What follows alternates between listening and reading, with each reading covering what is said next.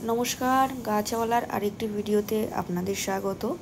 এই ভিডিওতে আজকে আমি দেখাবো টারমারিক বনসাই মেকিং বা তেঁতুল গাছের বনসাই করা। তেঁতুল গাছ খুবই সাধারণ একটা গাছ।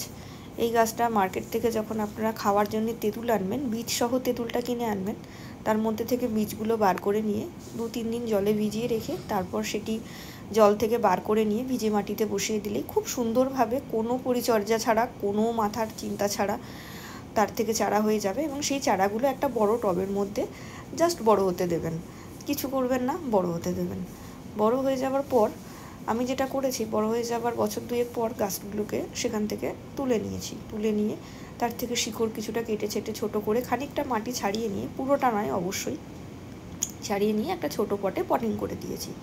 এরপর দেখতেই পাচ্ছেন আমি গাছগুলোকে গ্যালভানাইজ তার দিয়ে পেঁচিয়ে পেঁচিয়ে, যেভাবে কাপড় বা দড়ি পেঁচানো হয় গাছের গায়ে, ওরকমভাবে ঘুরিয়ে ঘুরিয়ে ডালটার চারধারে পাক দিয়ে দিয়ে ওই গ্যালভানাইজ তারগুলোকে পেঁচিয়ে নিয়েছি। দুপাশে ডানে এবং বাঁয়ে দুটো ডালেই পেঁচিয়ে নিয়েছি। তার ফলে গাছটার একটা আকৃতি তৈরি করেছি এবং পেঁচিয়ে নিয়ে নিজের পছন্দ মতো হাত দিয়ে শেপ বানিয়েছি। এটা যেমন একটা উল্টো এসের মতো করেছি, আর এই পাশটা একটু ঘোরানো মতো করেছি। দেখুন, কাছ থেকে দেখানোর চেষ্টা করছি। এই দেখুন, এটার একদম গোড়ার নিচ থেকে ঘুরিয়ে ঘুরিয়ে নিয়ে ওপর ডাল অবধি করে গাছটার ডালটা সোজা ছিল, পেঁচিয়ে নিয়েছি। এবং পেঁচানোর পর দেখুন কি সুন্দর উপর থেকে একটা কচি ডাল স্ট্রেট বাড়ছে। ডাল সাধারণত তেঁতুল গাছের সোজাই বাড়ে, তেঁতুল গাছের টেন্ডেন্সি এটা। তো সোজা বাড়লে আমি তাকে বাড়তে দিই, খুব কচি ডালে তো আর শেপ দেওয়া যায় না। তো সেটাকে বড় হয়ে কাণ্ডটা একটু কাষ্ঠলো বা কাঠ টাইপের হতে দেবো। এই যে কালচে রঙের কাষ্ঠলো কাঠ টাইপের কাণ্ডগুলো দেখতে পাচ্ছেন, এই রকম হতে আরম্ভ করলেই আপনারা জেনে নেবেন যে এটা এবার শেপ দেওয়ার জন্য রেডি।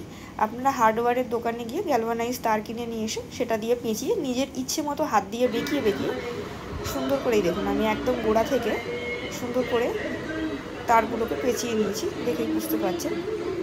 এই দেখুন, হাত থেকে দেখাচ্ছি নিচের খানিকটা রুট বেরিয়ে রয়েছে। যখন পটিং করেছিলাম তখনই কিছুটা গাছটা উঁচু করে বসিয়ে গোড়ার মাটিগুলো ছাড়িয়ে দিয়েছিলাম।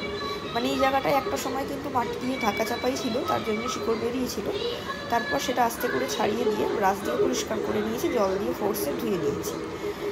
তো যাই হোক, এবার আসি মূল কাণ্ডে। দেখুন এই কাণ্ডটা কীরকম মোটা হয়েছে। আসলে এখানে কিন্তু দুখানা গাছ, একটা গাছ নয়। সবাই সাধারণত একটা গাছ দিয়ে একটা বনসাই করে, তো আমি একটু অন্যরকম করার চেষ্টা করলাম। আমি দুখানা গাছ বসিয়ে গাছটা সৌন্দর্যটা বা বনসাইটার সৌন্দর্যটা একটু বেশি ইউনিক করার জন্য দুখানা গাছ বসিয়েছি। একটা গাছ একটু মোটা, একটা গাছ একটু পাতলা, কিন্তু দুজনের বয়স একজন বোধ হয় ফুড ইনটেক বেশি করেছিল, যাই হোক যে কারণের জন্যই গাছটা মোটা হয়েছে। আমাদের পুরো শেপটা দেখুন, গাছের শেপটা কীরকম হয়েছে, আপনাদের কীরকম লেগেছে একটু জানাবেন। এই যে উপর থেকে দেখাচ্ছি, দেখতে পাচ্ছেন, এবং সাইড থেকে দেখুন হালকা হাওয়া দিচ্ছে, পাতাগুলি নড়ছে, ভালো সুন্দর লাগে এরকম করে দেখতে। আপনারাও কে কীরকম শেপ দেন আমাকে কমেন্ট করে জানাবেন, এবং আমারটাও কীরকম হয়েছে বলবেন। ভালো লাগলে অবশ্যই জানাবেন, খারাপ লাগলেও ডেফিনেটলি জানাবেন।